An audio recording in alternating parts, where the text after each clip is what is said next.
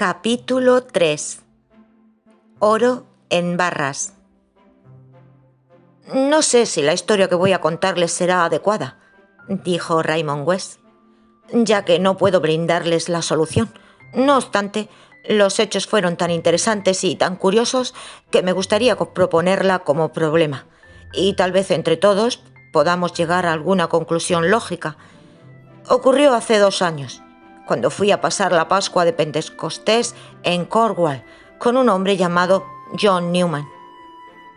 ¿Cornwall?, preguntó Joyce Lempriere, extrañada. Sí, ¿por qué? Por nada, solo que es curioso. Mi historia también ocurrió en cierto lugar de Cornwall, en un pueblecito pesquero llamado Ratol. ¿No irá usted a decirme que el suyo es el mismo? No, el mío se llama Polperran y está situado en la costa oeste de Cornwall, un lugar agreste y rocoso.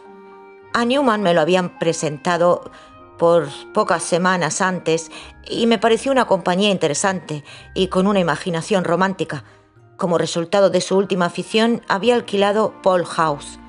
Era una autoridad hablando de la época isabelina y me describió con lenguaje vivo y gráfico la ruta de la Armada Española, con tal entusiasmo que uno hubiera dicho que fue testigo presencial de todas las escalas. ¿Existe la reencarnación? Quisiera saberlo. Me lo he preguntado tantas veces. ¿Eres tan romántico, querido Raymond?, dijo la señorita Marple, mirándole con benevolencia. Romántico es lo último que soy, repuso su sobrino, ligeramente molesto. Pero ese individuo, Newman, me interesaba por esa razón, como una reliquia curiosa del pasado.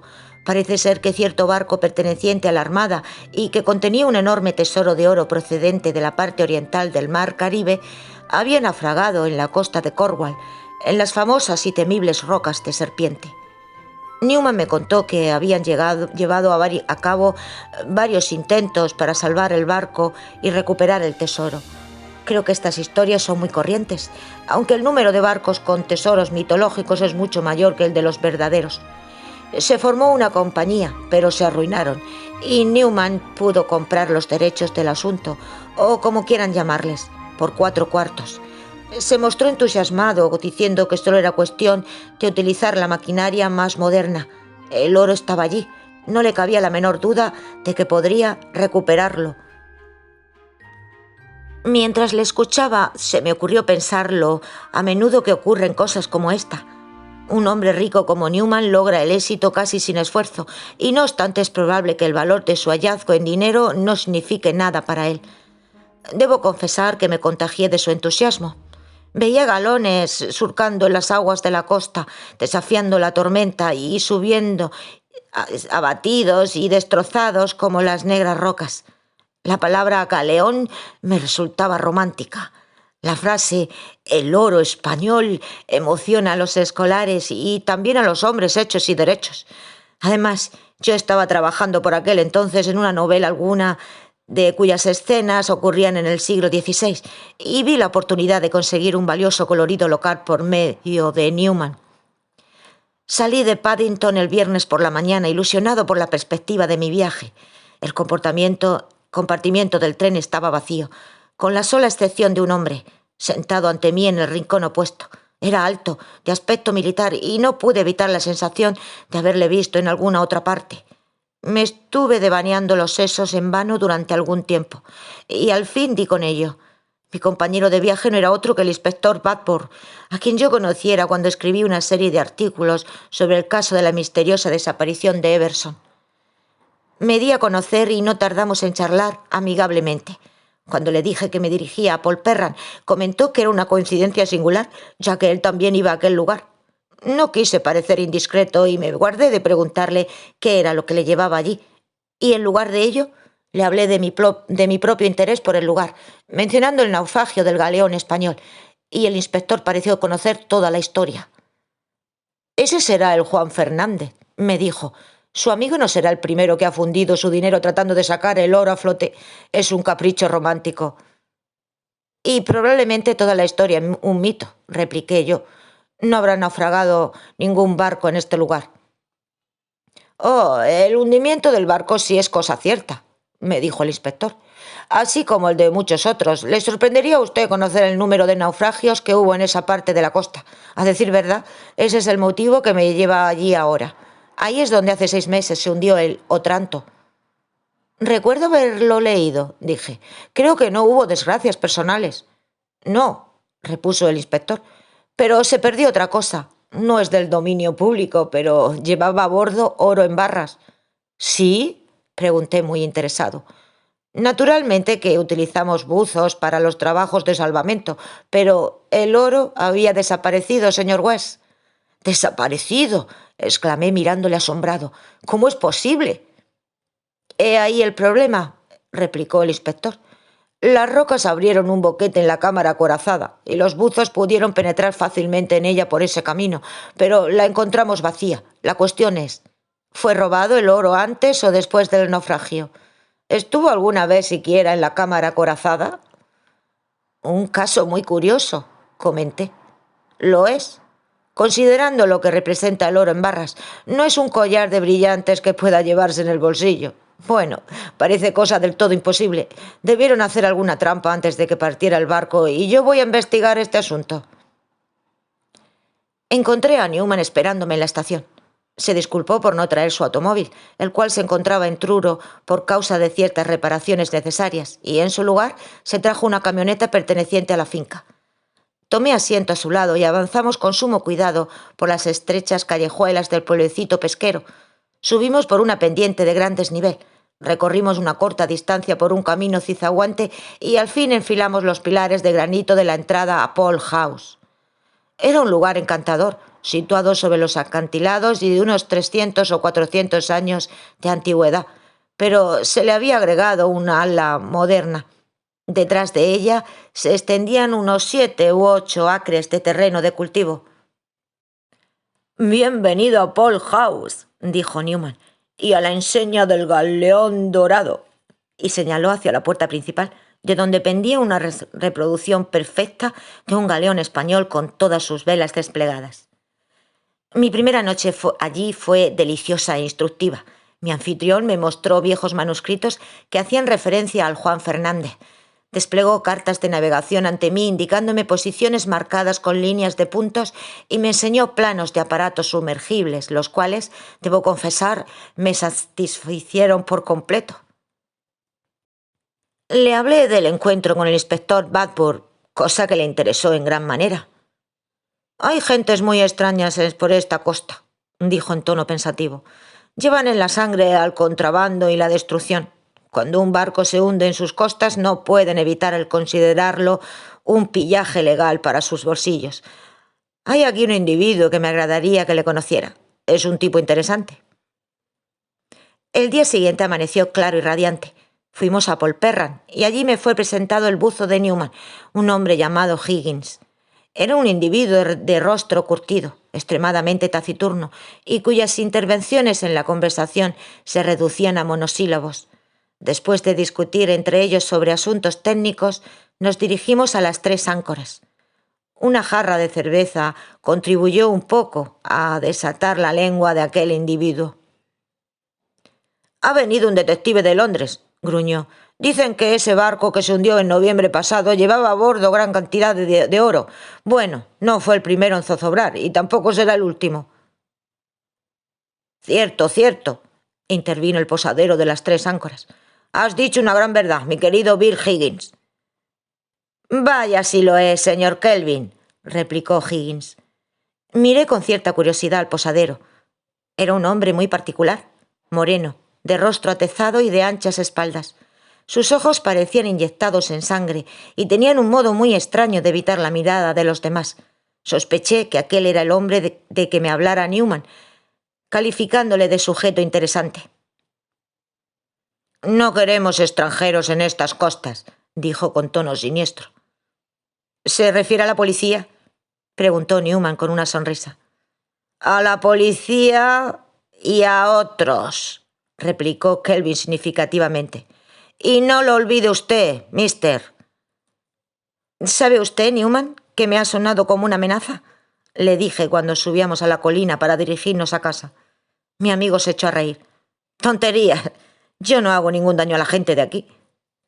Yo meneé la cabeza pensativo. En Kelvin había algo de siniestro y salvaje, y comprendí que su mente podría tomar rutas extrañas e insospechadas, y desde luego hostiles. Creo que mi inquietud comenzó a partir de aquel momento. La primera noche había dormido bastante bien, pero la siguiente mi sueño fue intranquilo y entrecortado. El domingo amaneció gris y triste, en el cielo encapotado y la amenaza del trueno estremeciendo el aire. Me fue difícil disimular mi estado de ánimo y Newman observó el cambio operado en mí. «¿Qué le ocurre, West? Esta mañana está hecho un manojo de nervios».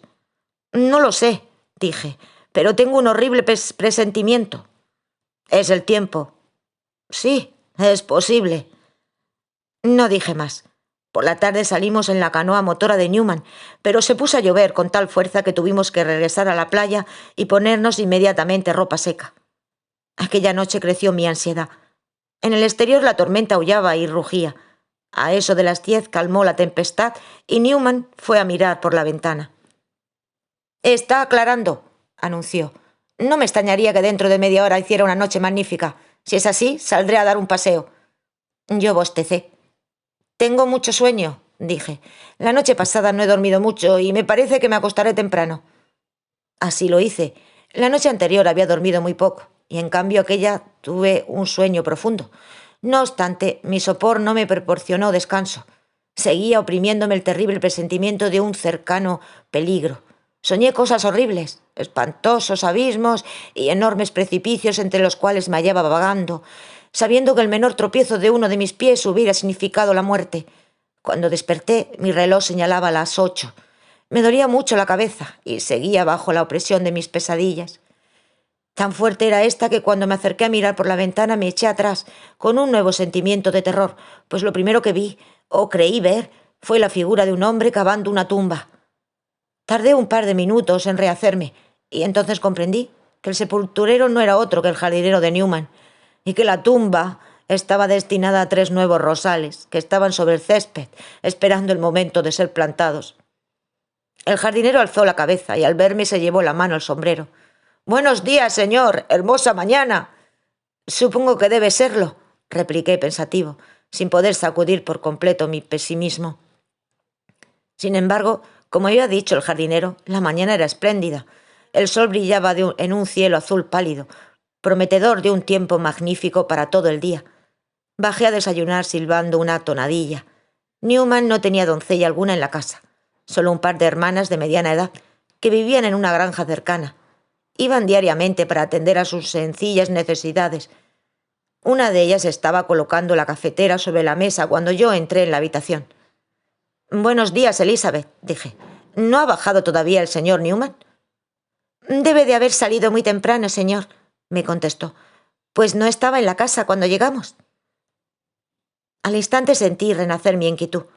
Las 2 mañanas anteriores Newman había bajado a desayunar un poco tarde, y en ningún momento supuse que fuese madrugador. Impulsado por mis presentimientos, subí a su habitación.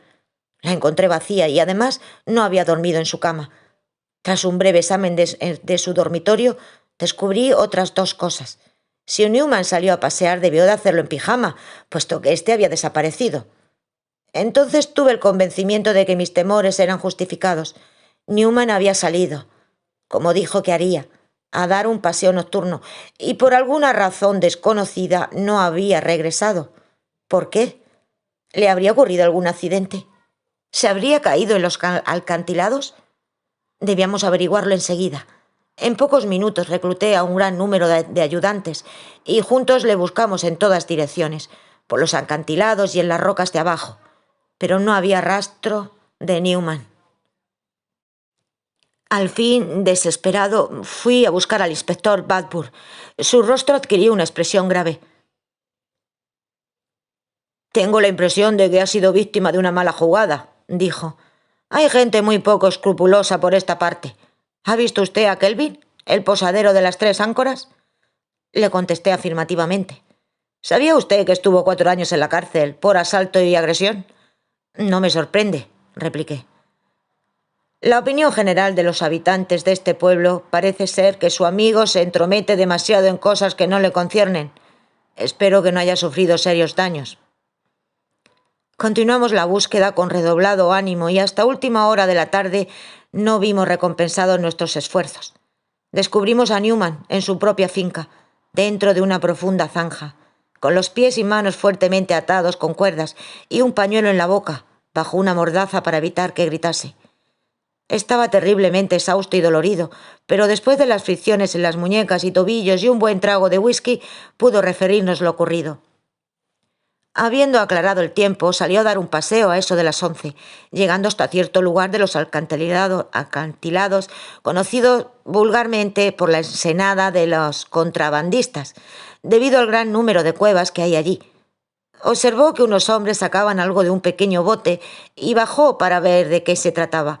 Parecía ser algo muy pesado y lo trasladaban a una de las cuevas más lejanas. Sin sospechar en realidad de que se tratase de algo ilegal, Newman empezó a extrañarse. Se acercó un poco más sin ser visto, mas de pronto se oyó un grito de alarma e inmediatamente 2 fornidos marineros cayeron sobre él, dejándole inconsciente. Cuando volvió en sí, se encontró tendido en un vehículo que iba a toda velocidad y que dando tumbos y saltando sobre los baches subía, por lo que puedo averiguar, por el camino que conduce de la playa al pueblo. Ante su sorpresa, el camión penetró por la entrada de su propia casa. Allí, tras sostener una conversación en voz baja, los hombres le sacaron para arrojarle a la zanja en el lugar en que su profundidad haría más difícil su descubrimiento. Luego el camión se puso en movimiento y le pareció que salía por la otra entrada situada una milla más cerca del pueblo. No pudo darnos descripción alguna de los asaltantes, excepto que desde luego eran hombres de mar y, por su acento, cornualleses. El inspector Badburn pareció muy interesado por el relato. «Apuesto a que es ahí donde ha sido escondido el oro», exclamó. «De un modo u otro debió ser salvado del naufragio y almacenado en alguna cueva solitaria, en alguna otra parte. Hemos registrado todas las de la ensenada de los contrabandistas, y ahora que nos dedicamos a buscar más noticias hacia el interior, han ido trasladándolas de noche a una cueva que ya ha sido registrada y que por consiguiente no es probable que vuelva a serlo. Por desgracia, han tenido por lo menos 18 horas para llevárselo de nuevo. Si capturaron al señor Newman ayer noche, dudo de que encontremos nada allí a estas horas». El inspector se apresuró a efectuar un registro en la cueva y se encontró pruebas definitivas de que el oro había sido almacenado allí como supuso. Pero los lingotes habían sido trasladados una vez más y no existía la menor pista de cuál era el nuevo escondrijo. No obstante, sí había cierta pista y el propio inspector me la señaló al día siguiente. «Este camino lo utilizan muy poco los automóviles», dijo, «y en 1 o 2 lugares se ven claramente huellas de neumáticos. A uno de ellos le falta una pieza triangular y por ello dejó una huella inconfundible. Ello demuestra que penetraron por esta entrada y aquí hay una huella ligera que indica salieron por la otra, de modo que no cabe duda de que se trata del vehículo que andamos buscando. Ahora bien, ¿por qué salieron por la entrada más lejana? A mí me parece clarísimo que el camión vino del pueblo. No hay muchas personas que lo tengan, 2 o 3 a lo sumo. Kelvin, el posadero de las 3 áncoras, tiene uno». «¿Cuál era la antigua profesión de Kelvin?», preguntó Newman. «Es curioso que me pregunte usted eso, señor Newman. En su juventud Kelvin fue buzo profesional». Newman y yo cambiamos una mirada. El rompecabezas parecía irse reconstruyendo poco a poco. «¿No reconoció a Kelvin en uno de los hombres de la playa?», preguntó el inspector. Newman meneó la cabeza. «Temo no poder ayudarle en eso», dijo pesaroso. «La verdad es que no tuve tiempo de ver nada». El inspector muy amablemente me permitió acompañarle a las 3 áncoras. El garaje se hallaba en una calle lateral. Sus grandes puertas estaban cerradas, pero al subir por la callejuela lateral encontramos una pequeña puerta que daba acceso al interior del mismo y que estaba abierta. Un breve examen de los neumáticos fue suficiente para el inspector. «Le hemos cogido, diantre», exclamó. «Aquí está la marca, tan clara como el día, en la rueda posterior izquierda. Ahora, señor Kelvin, no creo que tenga inteligencia suficiente para salir de esta». Raymond West hizo un alto en su relato. «Bueno», dijo la joven, «hasta ahora no veo dónde está el problema. A menos que nunca encontrasen el oro. Nunca lo encontraron, desde luego, repitió Raymond. Y tampoco pudieron acusar a Kelvin. Supongo que era demasiado listo para ellos, pero no veo cómo se las arregló. Fue detenido por la prueba del neumático marcado, pero surgió una dificultad extraordinaria. Al otro lado de las grandes puertas del garaje había una casita que en verano alquilaba una artista. «¡Oh, esas artistas!», exclamó Joyce riendo. «Como tú dices, oh, esas artistas». Esta en particular había estado enferma algunas semanas y por este motivo tuvo 2 enfermeras para que la atendiesen. La que estaba de turno aquella noche acercó su butaca a la ventana, que tenía la persiana levantada, y declaró que el camión no pudo haber salido del garaje de enfrente sin que ella lo viera, y juró que nadie salió de allí aquella noche. «No creo que eso deba considerarse un problema», comentó Joyce. «La enfermera seguro que dormiría. Siempre se duermen». «Es lo que se supone que ocurrió», dijo el señor Petherick juiciosamente. «Pero me parece que aceptamos los hechos sin examinarlo lo suficiente. Antes de aceptar el testimonio de la enfermera, deberíamos investigar de cerca sus intenciones. Una coartada que surge con tal prontitud despierta sospechas en la mente de cualquiera». «También tenemos la declaración del artista», dijo Raymond. «Dijo que se encontraba muy mal y pasó despierta la mayor parte de la noche, de modo que hubiera oído sin duda alguna el camión, puesto que era un ruido inusitado y la noche había quedado muy apacible después de la tormenta». Dijo el clérigo. «Eso es desde luego un factor adicional. ¿Tenía alguna coartada el propio Kelvin?» «Declaró haber estado en su casa durmiendo desde las 10 en adelante, pero no pudo presentar ningún testigo que apoyara su declaración». «La enfermera debió de dormirse lo mismo que su paciente», dijo la joven. «La gente siempre se imagina que no ha pegado ojo en toda la noche». Raymond West miró luego interrogadoramente al doctor Pender. «Me da lástima ese Kelvin. Me parece que es víctima por un perro que maté». Kelvin había estado en la cárcel. Aparte de la huella del neumático, que desde luego parece demasiado notable para ser mera coincidencia, no parece haber mucho en contra suyo, excepto su desgraciado informe. «¿Y usted qué dice, Sir Henry?». El aludido meneó la cabeza. «Como suele suceder», replicó sonriendo, «yo sé algo de ese caso, de modo que no puedo hablar». «Bien, adelante, tía Jane. ¿No tienes nada que decir?». «Espera un momento, querido», repuso la señorita Marple. «Me temo que he contado mal. 2 hebras, 3 al derecho, deslizar, 2 hebras. Sí, está bien. ¿Qué me decías, querido?». «¿Cuál es tu opinión?». «No te gustaría, querido. He observado que a los jóvenes nunca les gusta. Es mejor no decir nada». «Tonterías, tía Jane. Adelante». «Pues bien, querido Raymond», dijo la señorita Marple, dejando su labor para mirar a su sobrino. «Creo que debieras tener más cuidado al escoger tus amistades. Eres tan crédulo, querido, y te dejas engañar tan fácilmente. Supongo que es debido a que eres escritor y tienes tanta imaginación. Toda esa historia del galeón español. Si fueras mayor y tuvieses mi experiencia de la vida, te habrías puesto en guardia enseguida. Además, un hombre al que conocías solo desde hacía unas semanas». Sir Henry lanzó un torrente de carcajadas al tiempo que golpeaba su rodilla. «Esta vez te han cogido, Raymond», dijo. «Señorita Marple, es usted maravillosa. Tu amigo Newman, muchacho, tenía otro nombre, es decir, varios más. En estos momentos no está en Cornualles, sino en Denvorshire, en Dartmouth para ser exacto, y convicto en la prisión de Preston.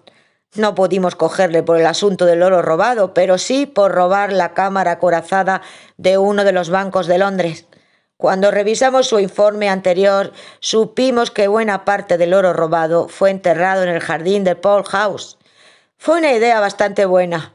Por toda la costa de Cornualles se cuentan historias de barcos hundidos llenos de oro, pero se necesitaba una víctima propiciatoria y Kelvin era el ideal. Newman representó su pequeña comedia muy bien y nuestro amigo Raymond, una celebridad como escritor, hizo de testigo impecable. Pero, ¿y el neumático marcado?, objetó Joyce. Oh, yo lo vi enseguida, querida. Y no sé nada de automóviles, dijo la señorita Marple. Ya sabes que la gente cambia las ruedas. A menudo he visto hacerlo. Y claro, pudieron coger la rueda de la camioneta de Kelvin y sacarla por la puerta pequeña del garaje y salir en ella por una de las entradas hasta la playa, cargarla de oro y volver a entrar por la otra puerta. Y luego volver a colocar la rueda en la camioneta del señor Kelvin, supongo, mientras alguien maniataba al señor Newman, arrojándolo a la zanja. Estuvo muy incómodo y probablemente tardaron en encontrarlo más de lo que había calculado. Imaginaba que el individuo que se llamaba a sí mismo jardinero cuidaría de esta parte del asunto. ¿Por qué dices que se llamaba a sí mismo jardinero, tía Jane?, preguntó Raymond con extrañeza. Pues porque no podía ser un jardinero auténtico, dijo la señorita Marple. Los jardineros no trabajan durante la Pascua de Pentecostés. Todo el mundo lo sabe. Sonrió sin apartar los ojos de su labor. En realidad fue ese pequeño detalle lo que me puso sobre la verdadera pista, dijo. Luego miró a Raymond. Cuando tengas tu casa, querido, y un jardinero que cuide tu jardín, sabrás estas pequeñas cosillas.